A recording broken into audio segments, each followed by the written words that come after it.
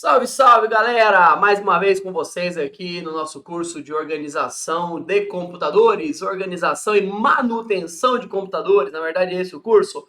Vamos à nossa aula então, segue nós aí. Bom, anota, né, que todas as marcas, materiais, blá, blá, blá, etc. Na aula passada, você ouviu aí a gente conversando sobre a estrutura dos componentes básicos de um computador, certo? Certo. Vamos ver o negócio aqui. Isso. Pois bem, agora vamos falar, só vamos repetir, que nós estamos falando aqui no curso dos computadores do tipo PC, ou seja, Personal Computer. Ou seja, computador pessoal. Esses são os computadores que nós chamamos de comerciais. Então você vai à loja e compra peça, compra partes do computador e etc. Tudo bem? São os computadores ditos pessoais. Bom, vamos ao resumo deles aí. O resumo desses computadores ditos pessoais. O que eu disse para vocês? Olha, que a gente vai olhar aí principalmente as regras que falam sobre esses caras, principalmente falando de processador, memória e HD. Ou seja, armazenamento. Falei para você que o processador pode ser Intel ou AMD. E é que esse processador está indo aí de 1 a 5 bilhões de hertz.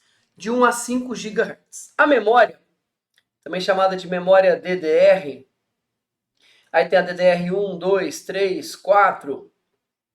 Ela é vendida por pentes de memória. Você viu aí na aula passada. Pentes de memória. Pentes de memória de 1 GB, pentes de memória de 2 GB, pentes de memória de 4 GB, pentes de memória de 8 GB, pentes de memória de 16 GB, pentes de memória de 32 GB. E o HD ou o SSD, é aí elementos que está variando de 256 GB até 10 trilhões de bytes. É muito importante para você e para o seu curso você conhecer esses elementos de tamanho. Isso aí é extremamente importante para você. Tá certo? Precisa conhecer? Sim. Como é que você vai dar suporte? Como é que você vai permitir a venda se você não sabe conversar o básico da estrutura de um computador? A pergunta que o cliente mais faz é: eu quero comprar um computador para uso básico, acessar a internet, digitar texto, fazer trabalho da escola, da faculdade. Qual é o melhor computador para mim? Você precisa ter uma noção. Ó, nós temos aí um processador de arquitetura ABC, Intel, AMD, arquitetura i3, i5, i7, i9, AMD Ryzen 3, 5, tudo bem? 7. Qual que é a frequência ideal? Qual que é o tamanho e quantidade de memória RAM? Qual que é o tamanho do HD? Se você vai usar um SSD, se você vai usar um SSD mais um magnético. Isso é o mínimo que você precisa sair desse curso aqui e conhecer.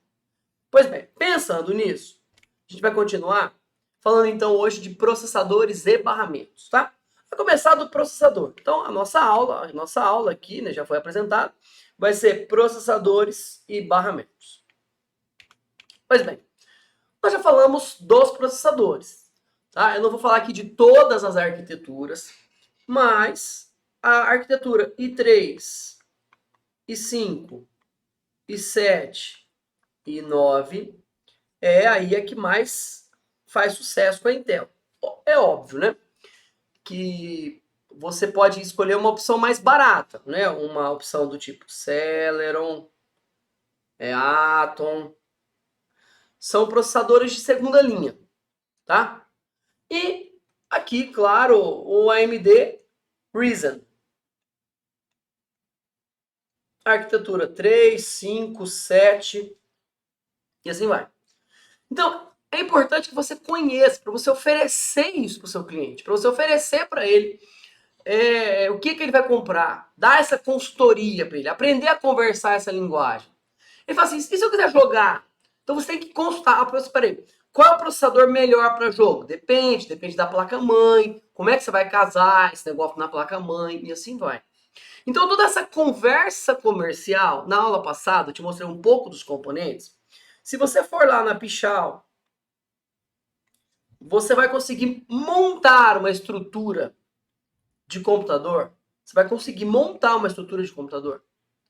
E aí você vai entender todas as características.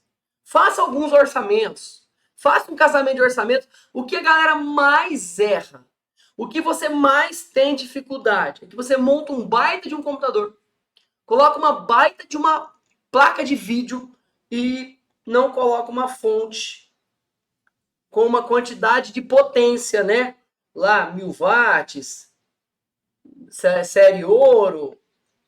Aí tu falando de uma fonte super cara, que suporte a estrutura do computador que você está buscando. Olha que loucura. Tudo bem? É óbvio que você tem que ter uma placa-mãe, uma MB, motherboard, específica para cada arquitetura de computador. Por exemplo, a placa-mãe que cabe a i3, será que é a mesma pinagem que cabe o i9 de nona geração? Não posso dizer. Você precisa estar atento a isso. É óbvio que se você vai vender a máquina pronta, tudo bem, mas se você for dar suporte, né? Se você for montar, se você for desmontar, e você precisa trocar um componente, como é que faz? Vamos continuar.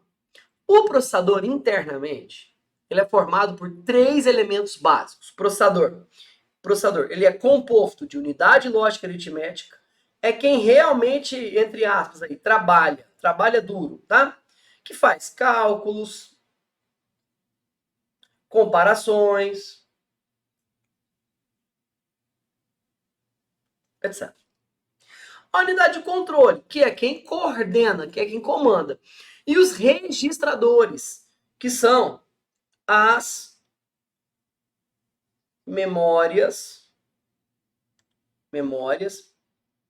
internas dos processadores. Mas, professor, por que o processador precisa de memória interna? Vou te explicar. Vou colocar uma página em branco aqui para poder explicar esse desenho. Guarda esse desenho, cara. Guarda esse desenho.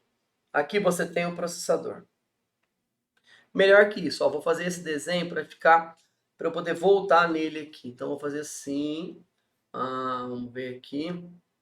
Estamos aqui na função do processador. Vou colocar uma página a mais aqui, tá? Então tá aqui, ó. Vou colocar uma página em branco aqui, ó.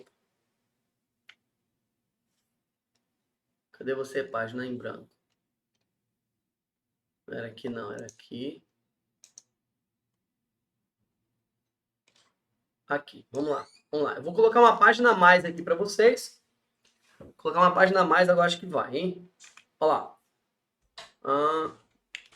Mais uma, função processamento, função controle. Cadê você, página em branco? Estamos todos perdidos. Vai lá, processador. Atualiza.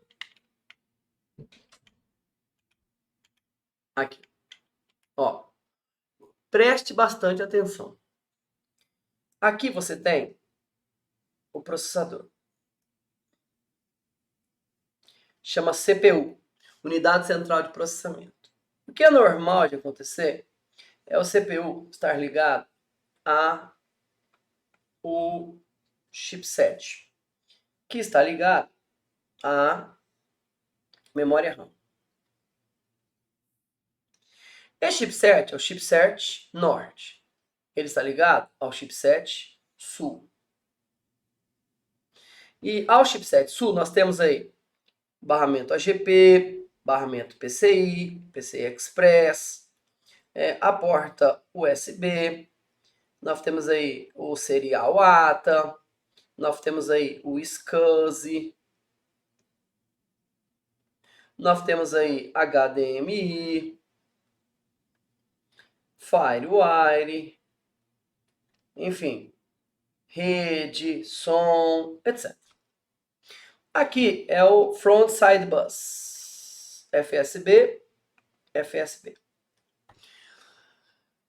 Você sabia que tudo que acontece aqui no processador, aqui você vai executar, aqui é o mecanismo. Vamos até trocar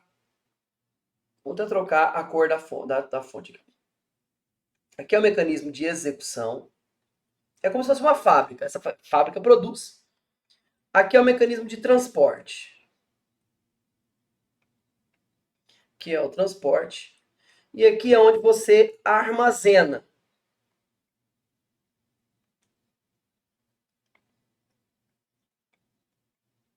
Aqui é onde você armazena.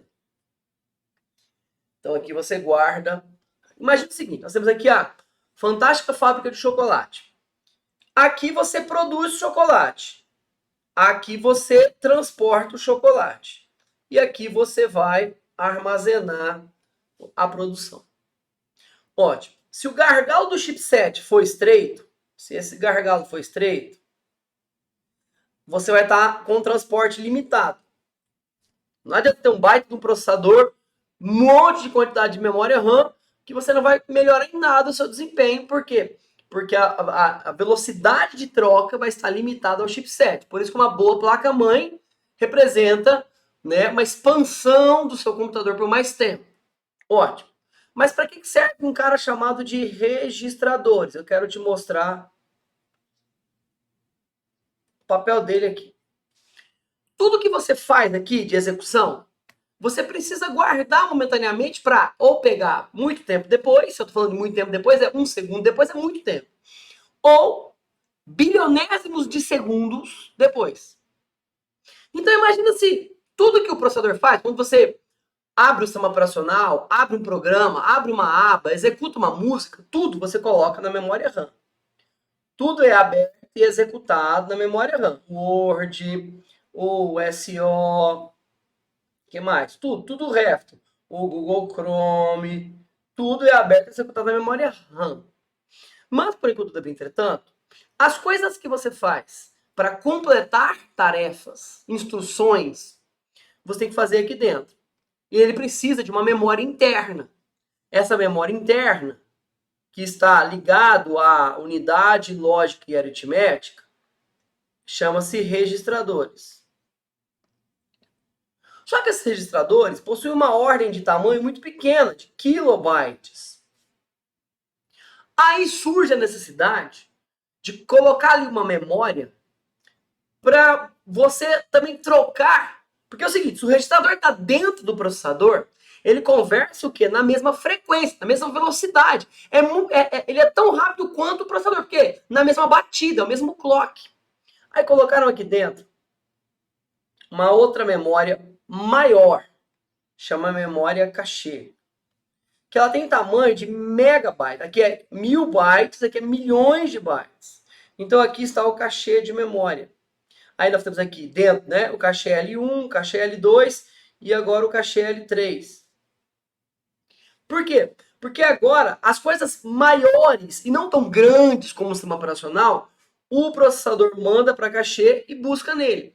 Se for muito maior, ele manda lá para a memória RAM e depois tem que buscar. Mas olha, fisicamente falando, olhando, é muito mais distante mandar para a memória RAM do que para a memória cachê.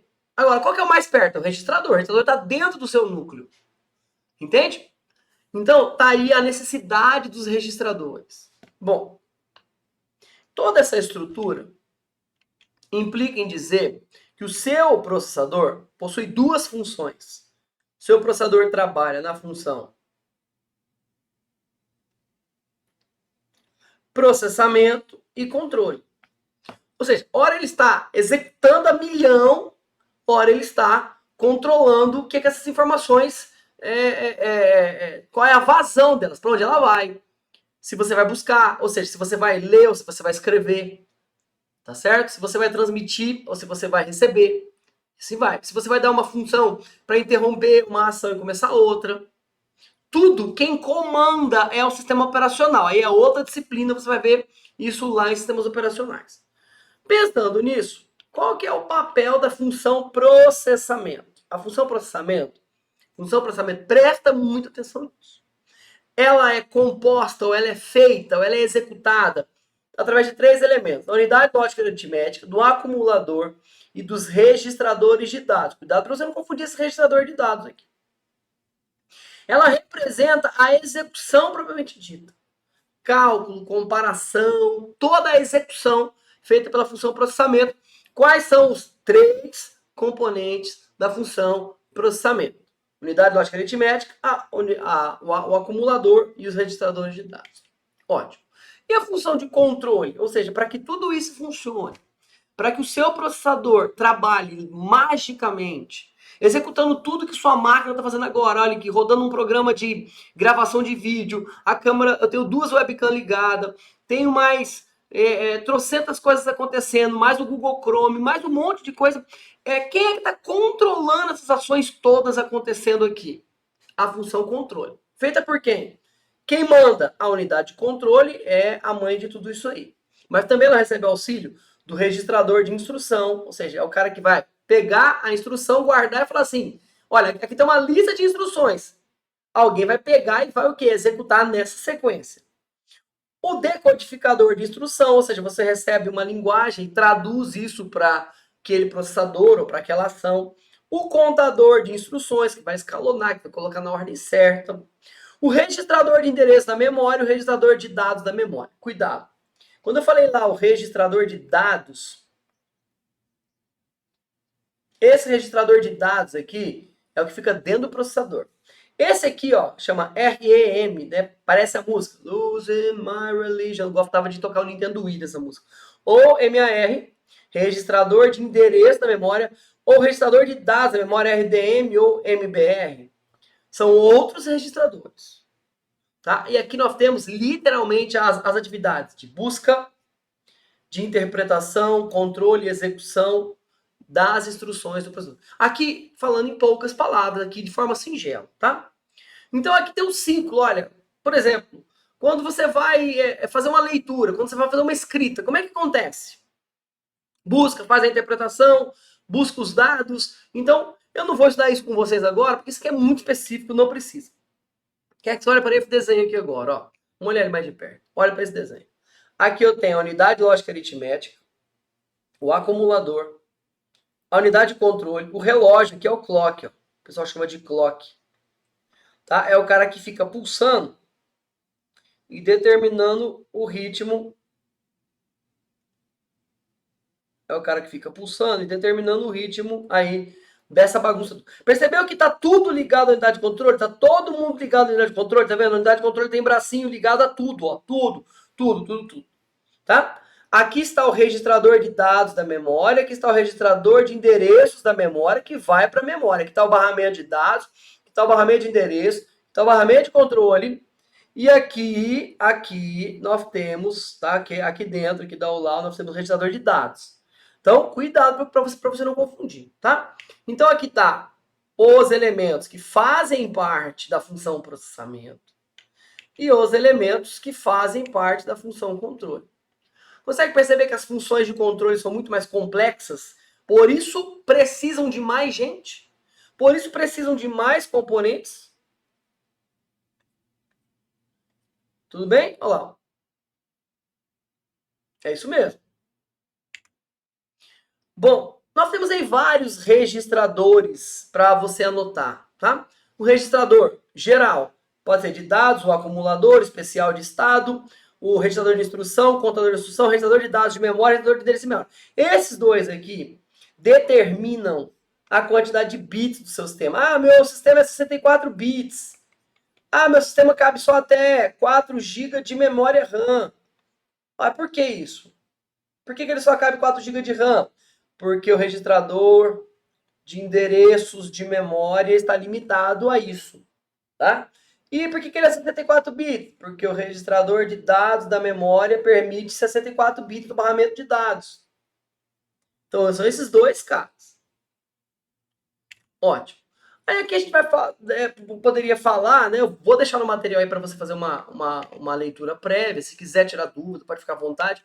Não faz parte do escopo do nosso curso. Agora, só uma coisa que você precisa lembrar aqui, que depois você pode assistir no meu canal outros vídeos quando eu falo quando eu falo sobre número em ponto flutuante, complementa 1, complementa 2, tá tudo lá os vídeos. Fica à vontade para assistir, que eu quero que você entenda. Seu computador só sabe somar e multiplicar. Ele só sabe somar e multiplicar. Ele não sabe subtrair. Para ele subtrair, para ele fazer assim, ó, 4 menos 3, ele tem que fazer 4 mais 3 negativo. Mas não é a mesma coisa? É, mas a operação é de soma. A operação é de soma. Mas peraí, como é que ele representa 3 negativo? Aí você vai precisar de uma regra, chama aí 3E 754, que é o ponto flutuante. Quando você aprendeu programação, você não aprendeu lá declarar uma variável como float ou como double float? É por quê? É porque essa variável permite que você escreva números que o seu processador entenda isso lá na hora de fazer a conta. Mas, por exemplo, o seu processador, seu computador PC, consegue fazer qualquer conta com qualquer número? Não, não é verdade. Então, alguns números, por exemplo, se você colocar lá no Excel, faz depois lá, 10 elevado a 306 vezes 1000, que daria 309, possivelmente ele vai dar um erro. Por quê?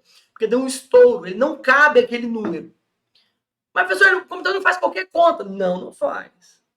Se você precisar fazer uma conta que o número, que o valor que o resultado seja muito grande, você vai precisar de um outro computador. Lembra? Nós temos o mainframe, o supercomputador. Por isso que existem esses registradores especiais de estados. Para falar do sinal do número, se o número for negativo ou não. Para contar o zero. Ah, professor, o zero não é só colocar zero lá? Negativo. Existe, dependendo da forma como você vai representar, né, duas maneiras de representar o zero. Os bits de paridade, para ver se você transmitiu uma informação correta ou não. O carry, o que é carry, professor? É o vai 1. Vai assim, ó, por exemplo, vamos colocar 14 mais 18, dá 8 mais 4, 12, vai 1. Onde é que o seu computador registra o vai 1? Isso não é um estouro. Se o número for maior do que a capacidade que tem de registrar, que é um overflow, é o estouro da pilha dele. Então, a sua calculadora, quando você faz um número, por exemplo, você pega a sua calculadora e coloca lá, quanto número ela cabe? 1, 2, 3, 4, 5, 6, mas já que ela cabe de 1 até 9. Então, você vai escrever 9, 9, 9, 9, 9, 9, 9, mais 1. Ela vai dar um estouro, vai dar um erro. Então, ao invés de ela dar um número qualquer, uma resposta errada qualquer, ela vai dar uma resposta de erro específico para aquele estouro. Seu computador, seu processador também é assim. E nós temos os registradores de instrução, nós temos os registradores contadores de instrução, nós temos registrador de dados e memória, esses são extremamente importantes. Registrador de endereço de memória, que determina quanto de memória vai caber no seu computador. Meu computador só pode chegar até 32 GB de memória. Por quê? Porque é uma limitação do barramento. Tudo bem? Ótimo. E os barramentos? Como é que a gente analisa barramento? Barramento é o local por onde a informação passa. Se a sua placa-mãe fosse uma cidade, as ruas, calçadas, por exemplo, se você tiver subterrâneo, metrô, pontes, são os barramentos. Barramento é o local por onde a informação trafega, por onde a informação passa. Ele pode ser local, que eu falei para você, o FSB, de expansão ou de entrada e saída, né? Isso aqui vai variar. Gente, essas nomenclaturas elas não são fixas, assim. Tem livro que pode falar de um jeito, tem livro que pode falar do outro. O que vai importar para a gente é o expansão externa ou entrada e saída, tá? Pois bem, barramento local é aquele que nós acabamos de ver lá dentro do processador, conversando com a memória RAM. Ah, você fala assim, meu processador é 64 bits, qual que é a diferença? Por certo, se você tem uma rua e ela cabe 32 carros, se ela cabe 32 carros, ela tem um fluxo. Mas se essa rua cabe, vou colocar pra cá, 64 carros, ela tem outro padrão de fluxo. É muito diferente, certo? Então tem diferença no processador 32, no processador 64 bits? Claro, tem muita diferença. Mas muita diferença mesmo. Tudo bem? Vamos lá. O barramento, ele pode ser local, né? De controle, de endereços, de dados. Eu não vou falar isso aqui com vocês, porque seria uma ação muito específica. Se você quiser saber mais, se você quiser se aprofundar, depois você entra em contato e a gente vai dar uma conversada. O barramento de expansão. O barramento de expansão, hoje, o que manda, antigamente nós já tivemos barramento ISA, tá? Quando você olhava para a placa-mãe, onde é que você encaixa as placas? Você pega a placa de vídeo e encaixa, pega a placa de rede e encaixa. Naquele lugarzinho onde você encaixa, é esse barramento. Só que hoje, né, até um tempo atrás era o PCI, agora é o PCI Express. Antigamente, por exemplo, a placa de vídeo vinha no barramento AGP. Hoje, todas as placas, todas, estão no PCI Express. É esse o cara que você conecta todas as placas de expansão. Ponto. Agora, esse cara chamado barramento externo, barramento de expansão, eu falei para você, essa nomenclatura não é fechada. Depende, tem livro, tem autor, tá? O que importa é saber o seguinte, esse cara é aquele que fica lá na traseira do computador ou na frente, onde você encaixa várias coisas, encaixa mouse, teclado, caixa de som, webcam, etc. Tá? Exemplos. Lembra da porta com? Antiga, né? Parece uma porta do videogame Atari, aí, quem teve Atari, né? A porta LPT, que é a porta da impressora, também conhecida como transmissão serial, transmissão paralela, também chamava porta paralela, né? Porta paralela, porta serial. E assim vai. Porta PS2, você lembra dela? Que você encaixava o teclado? Ela tinha cores lá, né? Tinha cores para você diferenciar o teclado do mouse. E a porta que sobrou, a porta que importa aí é USB. Galera, o que significa USB? U de Universal Serial Bus, barramento serial universal. Por que universal? Porque qualquer tipo de equipamento, basicamente, por enquanto, exceto os monitores. Os monitores ainda são conectados em outro barramento que eu não coloquei aqui, mas é o HDMI hoje. HDMI ou o VGA RGB, tá? O VGA RGB. Então, tirando isso, o barramento USB é universal para quase todos os dispositivos. E qual que é o padrão de transmissão dele? Serial, ou seja, uma sequência, uma rajada de bits aí em série, tá? Ótimo. Taxa de transmissão do USB. USB 1, 12 megabits por segundo, USB 2, 480 megabits por segundo, USB 3, 4,8 gigabits por segundo, tá? E a informação mais importante aqui é que em uma única porta USB você pode conectar até 127 dispositivos. É isso mesmo? É. Usando uma coisa que nós chamamos lá em rede, lembra? De hub USB. Hub USB, tá aí. Aqui você conecta lá na porta do seu computador, na porta USB, e aí você pode conectar aqui 7 outros dispositivos. Aqui 8 dispositivos, aqui mais um tanto, aqui uma prancha com 49 dispositivos, tem prancha com 80, né? Com 80 dispositivos. Aqui é um negócio de 10 por 8. Tudo bem? Então, é o barramento USB. Chama Hub USB, guarda esse nome, Hub USB. Para que ele serve? Para permitir a conexão de várias conexões USB ao mesmo tempo. Gente, é como se fosse uma tomada. Como se fosse uma tomada. Você não tem uma extensão lá, você conecta na tomada, e aí você pode conectar até 6 equipamentos, 12 equipamentos. Então, esse cara Hub USB também. Tranquilos? Tudo bem, então, olha, essa é a nossa bibliografia. Tem aí tudo na sua biblioteca virtual, fica à vontade. Né? Tá aqui o meu e-mail de contato, segue a gente lá nas redes sociais, meu canal do YouTube. Se você falar no meu canal do YouTube, vai ter várias videoaulas para você, tá? Se você precisar tirar dúvida, fique à vontade. Tudo bem?